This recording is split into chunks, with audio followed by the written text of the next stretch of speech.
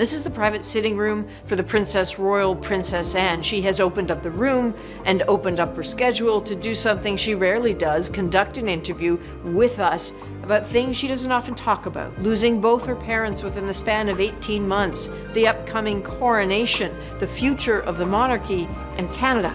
This is our conversation with Princess Anne. The world froze as the announcer's voice cracked. "Please welcome the Duchess of Cornwall." Camilla's smile shattered. Cameras flashed, gasps rippled. It wasn't a mistake. It was a message, delivered by none other than Princess Anne. In just 7 words, the Queen Consort was stripped of her crown, in public. No scandals, no press briefings, just silence, precision, and power. According to The Sun, close sources say that Camilla is set to drop the consort part of her title and just be referred to as Queen. The monarchy, long fraught with scandal and division, had just experienced a seismic shift. At its center stood 2 women. One, the calculated climber. The other, the iron-willed guardian. This wasn't a headline. It was the beginning of war inside Buckingham Palace, the moment that shook the monarchy. It started with a silence no one expected. As Anne stood in front of the camera, reporters leaned. In the air in the room thickened. And then came the words that shattered tradition. "I will not address her as Queen Camilla. No anger, no hesitation, just precision." The press froze. A single sentence that erased a crown, without a fight, without a scandal, just a sentence. And in that moment, the palace trembled. Not visibly, not publicly, but internally, the power lines shifted. Anne didn't make a request. She made a correction. In royal terms, that's a declaration of war. She wasn't just speaking as a sister. She was speaking as the one person left in the royal family who still carried the Queen's discipline, unshaken by drama. Charles heard it live. So did Camilla, and neither could say a word. Because Anne wasn't just speaking on impulse. She was speaking for the monarchy's conscience. And that's the one voice even the king can't ignore. Inside the palace, staff whispered, emails froze, PR teams hesitated. What? Just happened? Was this authorized? Who signed off? But Anne needed no authorization. She was doing what many had only whispered. She turned whispers into action. And the cost? Immediate, visible, permanent. One sentence, and everything changed.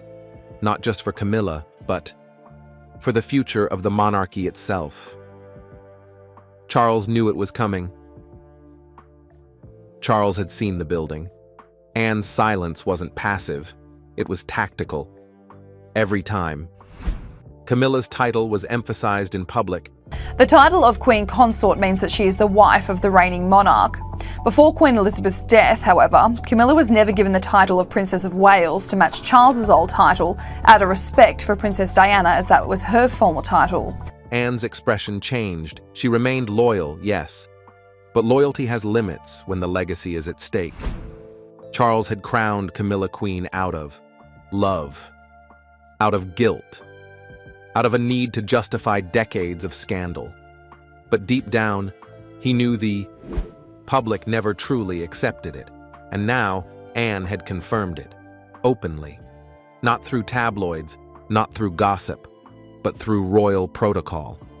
That was what hurt the most. Charles wasn't just facing backlash. He was facing family correction. Anne hadn't asked for approval.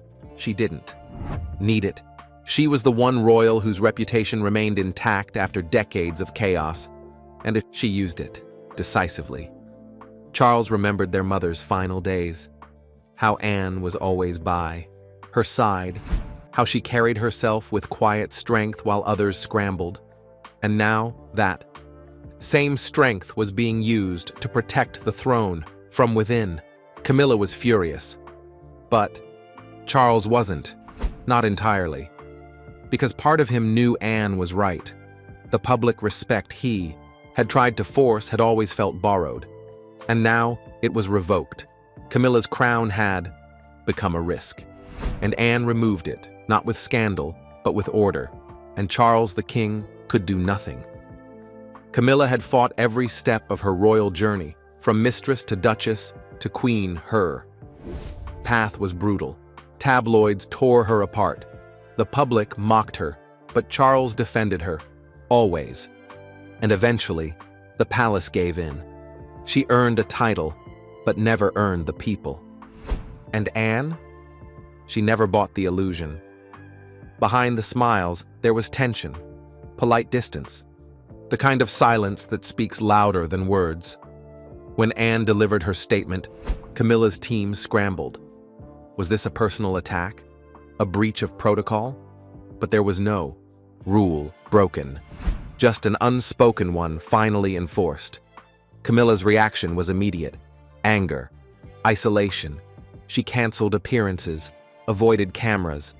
The woman once called Queen Consort was now officially not recognized as such by the most respected royal in the family. The King and Queen Consort stepping out to the sounds of a traditional Yorkshire brass band and a warm welcome, seen in public for the first time since news of a new title for Camilla. The press picked it up fast. Headlines shifted. Princess Anne rejects Queen title for Camilla. Social media exploded. But this wasn't drama. It was correction. Camilla, once elevated by Charles's affection, now faced institutional rejection, and it came without public vote or media. Poll. It came from within, from Anne, the one royal who never chased the spotlight. And now she held it, not to shine, but to reveal. Camilla's power wasn't just challenged, it was dismantled with a sentence, and nothing could reverse it. Behind Anne's cold precision, Anne had waited long enough. For years, she watched as Camilla's role expanded, slowly, quietly, strategically, from consort to key speaker, from companion to crowned partner. And every step felt like a distortion of tradition. Anne stayed, silent, until silence became betrayal. She wasn't acting out of jealousy. She wasn't emotional.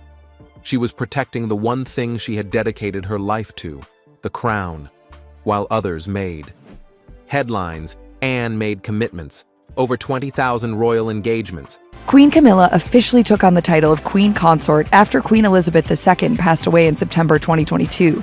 Decades of loyalty, zero scandals. And now, the crown she had served was being worn by someone who hadn't earned it. That was her breaking point. She didn't confront Camilla. She didn't write to Charles. She went to the people and spoke clearly. Her statement wasn't a rebellion. It was a correction. One made through rank, through duty, through heritage. Behind Anne's cold tone was a calculated stand. Not for herself, for the monarchy. She knew what it would cause. Camilla's fury, Charles's heartbreak, media chaos. But Anne understood something deeper. The monarchy's power isn't in titles, it's in perception. And when perception fractures, someone has to restore it. Anne did, not with ceremony, with command. She reminded the world and the palace that the crown is bigger than affection. It's built on principle, and that principle just spoke. The public response was immediate. The public didn't hesitate. Within minutes, Anne's words went viral. News anchors scrambled. Royal analysts dropped everything. Princess Anne refuses to call Camilla queen. That was the headline. And beneath it, support poured in. Online polls flipped overnight. Camilla's approval ratings took a dive. Editorials praised Anne's courage. Talk shows lit up with praise. The silent majority had found its voice, and it was Anne's. For years, the public had swallowed. the narrative, accepted Camilla's rise as inevitable. But Anne's statement cracked that illusion. It gave people permission to feel what they had buried: discomfort, disagreement, doubt. The monarchy's image, once controlled by PR, was now in the hands of one woman who didn't play. By spin, Anne didn't post, didn't clarify. She simply vanished back into her duties, leaving chaos in her wake, but a righteous kind, one that the public embraced. Camilla's team panicked. Damage control meetings ran overtime. But it was too late. You can't spin rejection when it comes from within. Charles tried to remain composed, but every time he looked at the headlines, he saw a truth he couldn't unsee. His sister had said what the nation felt, and no amount of tradition or title could undo it. Camilla wasn't the queen, not anymore, not in perception. And in monarchy, perception is power. Buckingham went into damage control mode. The palace didn't waste time. Within hours of Anne's words spreading, internal teams scrambled. Press advisors convened emergency meetings. Strategies were rewritten mid-sentence. How do you control a narrative when the fire started inside the gates? Anne's statement wasn't something they could spin. She didn't leak.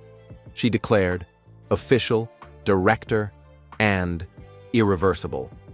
There was no scandal to distract from it, no gossip to discredit, just the harsh truth, spoken by the monarchy's most untouchable figure. Buckingham Palace knew the stakes. This wasn't a PR flare-up. It was structural damage.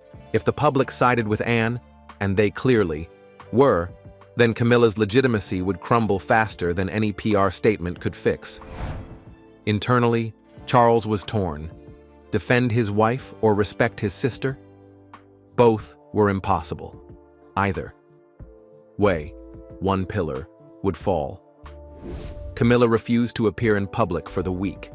Her team requested the palace correct Anne's phrasing. But how? Anne didn't break the rules. She enforced the ones everyone else forgot. Behind closed doors, some staff applauded her, quietly, because they knew she had done what the crown needed, not what it wanted. For the first time since his reign began, Charles wasn't leading the story. Anne was, and that changed everything. William took a step back. Prince William watched the fallout with measured silence. He didn't speak, he didn't post, he didn't smile, just observed. But those close to him saw the shift. This wasn't just a family moment.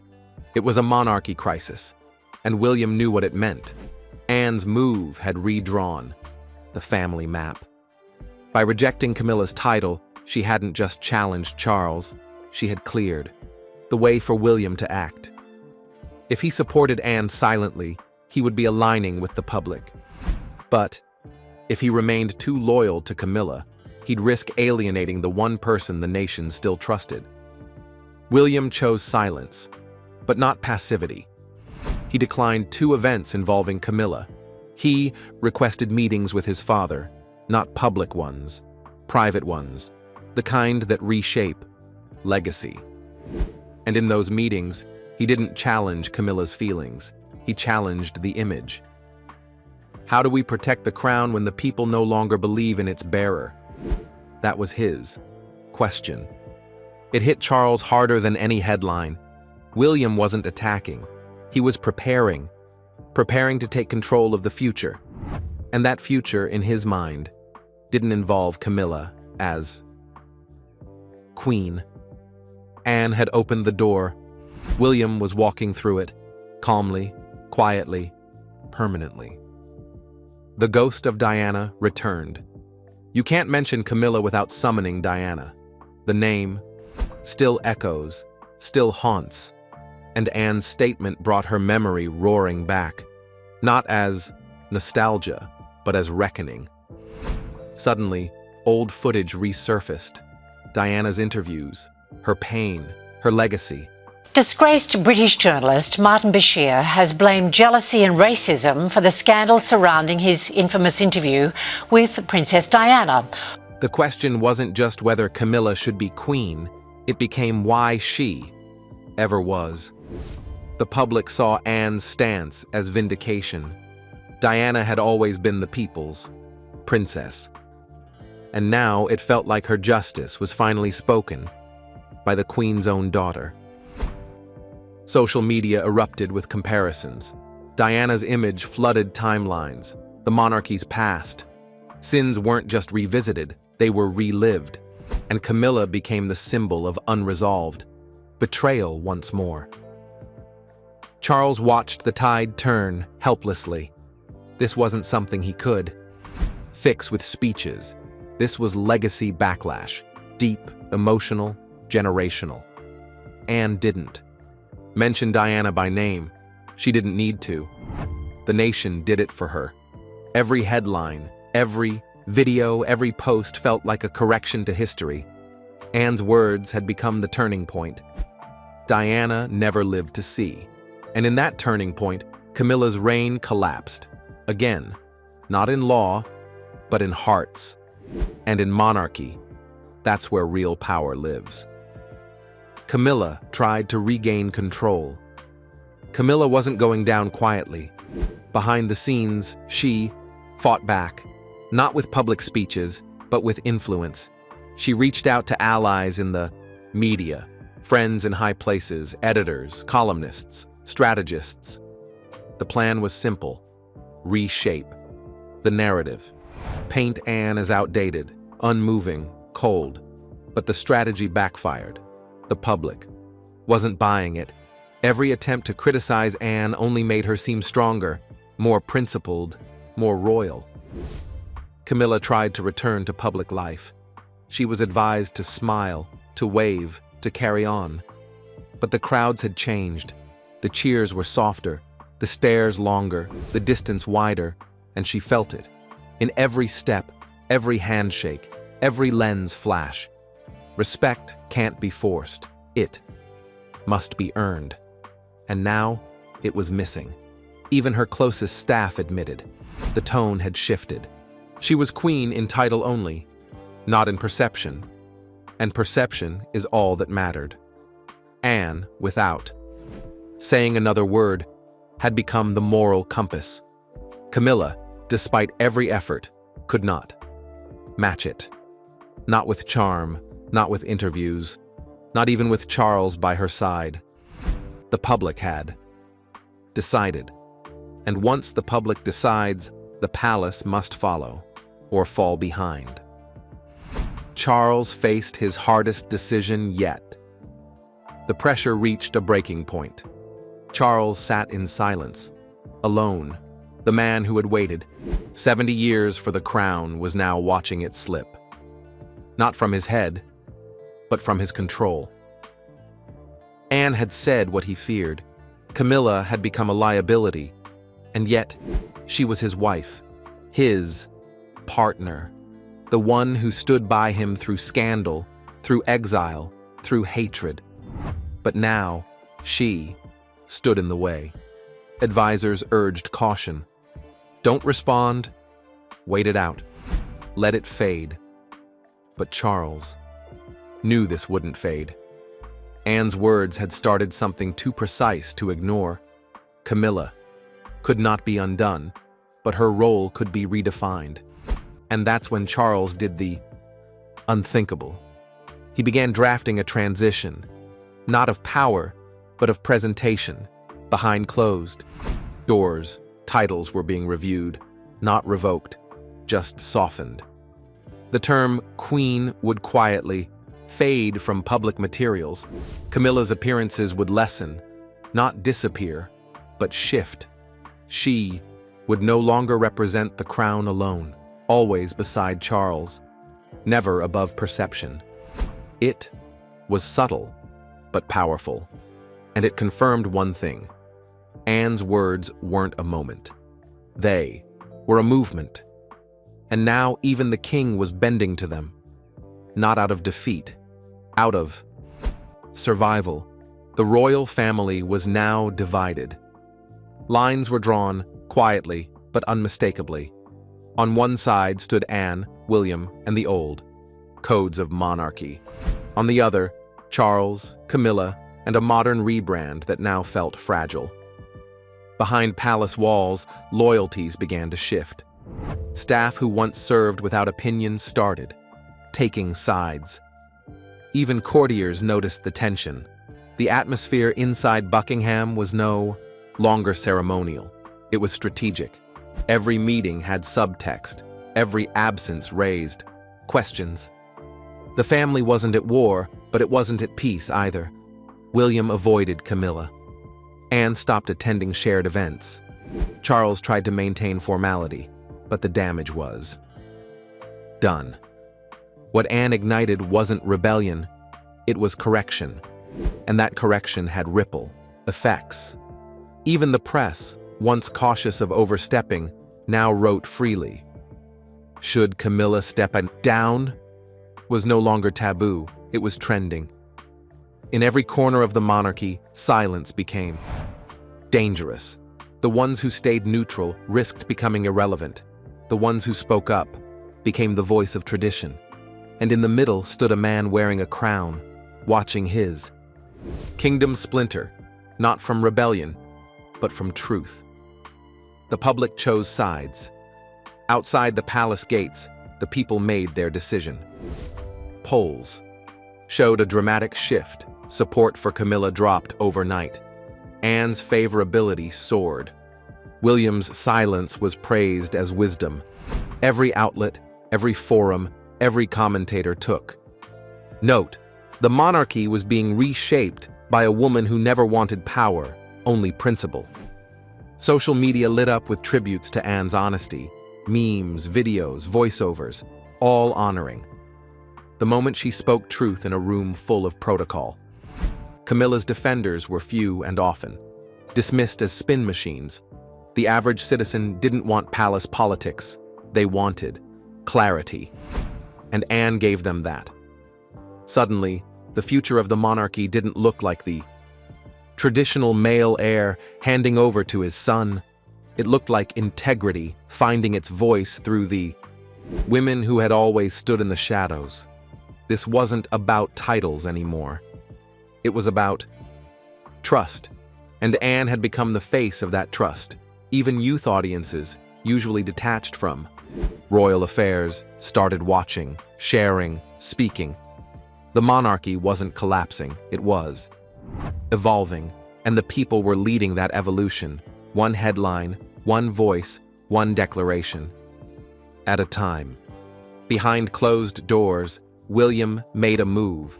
He didn't ask permission. He didn't call a press conference. William just acted. He quietly scheduled a visit to Princess Anne's residence. No photographers, no staff, just family. That meeting would change everything. Anne didn't lecture. She didn't pressure. She simply told him, "The crown is heavier when carried by truth. Don't drop it for comfort." William understood. He didn't nod. He didn't debate. He listened. And he left with clarity. That week, he shifted his public. Calendar events once attended with Camilla were canceled. Appearances were made with Anne instead. Subtle but symbolic. He didn't speak against Camilla, but he no longer stood beside her either. Charles noticed. The press noticed. The world noticed. William wasn't just the heir anymore. He was the architect of the monarchy's next phase, one that wasn't built on compromise or spin, but on principles passed down not through blood, but through action. Anne had lit the fire. William carried the torch, and that torch was no longer behind the scenes. It was center stage. The monarchy wasn't just preparing for a new king, it was preparing for a new kind of reign. Camilla's final public test. The event was routine, a charity gala, red carpet, royal smiles. Camilla arrived with Charles, but everything had changed. The energy was different. The cameras flashed, but the applause was weak. The cheers were scattered, and when Camilla stepped forward to speak, something became clear. The room didn't feel royal anymore. It felt awkward, disconnected. Her words were kind. Her smile was sincere.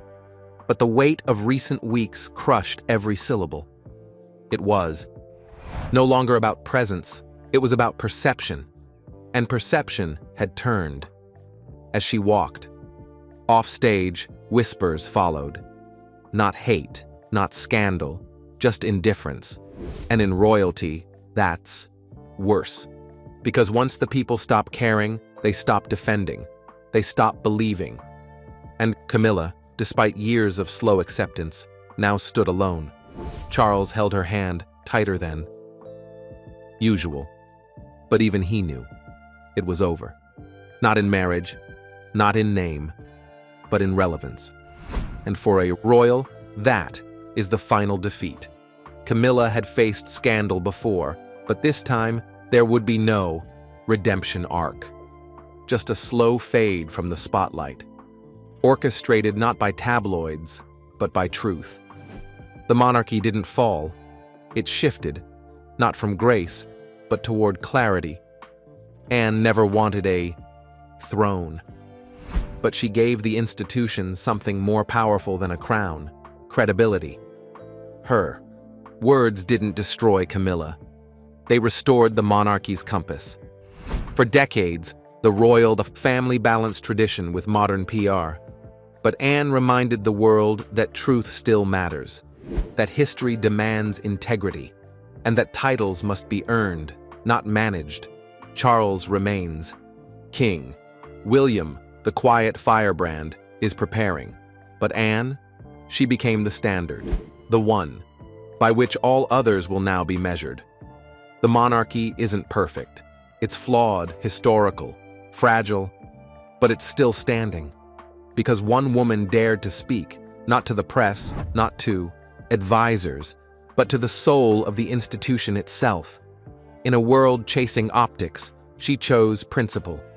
In a family divided by silence, she chose speech. And in doing so, she didn't just rewrite headlines. She redefined royalty. Now the question is no longer who wears the crown, but who deserves it.